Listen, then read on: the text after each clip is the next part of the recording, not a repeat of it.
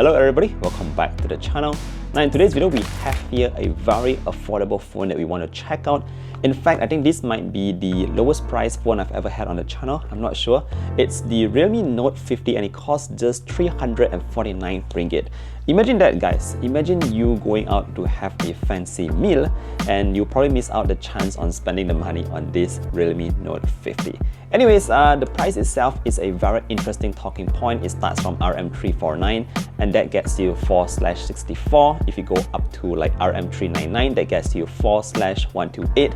So it depends on the amount of memory you need, but ultimately it's under 400 ringgit and you actually get a properly spec'd device. So let's jump into this video right away and find out who is this phone really for. Let's go.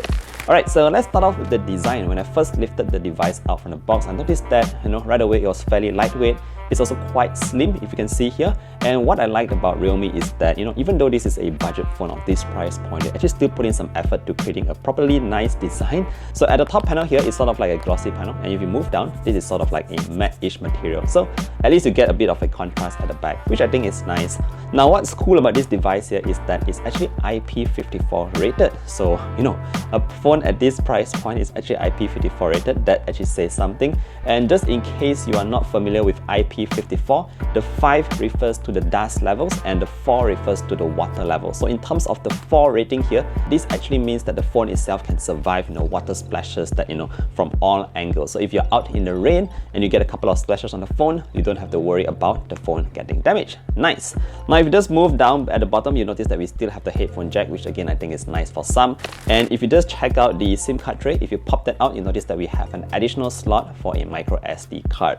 So that's in terms of the design. Oh, Realme also said that they have used sort of like more reinforced structure for the material, so it should be a bit more stronger. I'm not going to drop the phone this time around because I haven't really set up a lot of stuff, so I won't be doing that here today. But that's what Realme says. Now moving on to the display at the front, for a phone of this price point, I was actually quite surprised that we do get a 90Hz refresh rate display.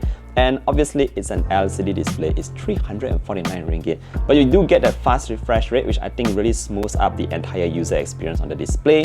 If you're just navigating through your applications, if you're just like going through your social media or even your Grab, Foodpanda or whatever, it's actually smooth enough to make it feel more powerful than it actually is. Now this brings me on to my next point here, and that's actually in terms of the power. What we have in here is the Unisoc T612 processor, which is an entry-level processor, but because the display itself is 90Hz, it makes everything feel a bit more smoother.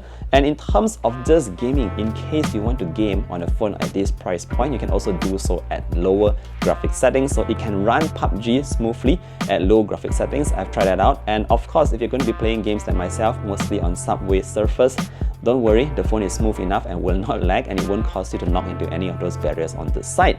So that's in terms of light gaming, but ultimately I think you'll be using this phone maybe as your second phone, and it should be able to run all your daily apps smoothly without any issues. Now moving on to the RAM side of things, we do get 4GB of RAM in here, and obviously you can expand it by an additional 4GB. And like I said earlier on, there's 2 storage options, 64 and 128, and you can actually expand it all the way up to a maximum of 2 terabytes. Now moving on to the camera, we do get a 13 megapixel AI camera in here. So the 13 megapixel camera here is just good enough for your day-to-day, just sending pictures or sending information through pictures across to your social.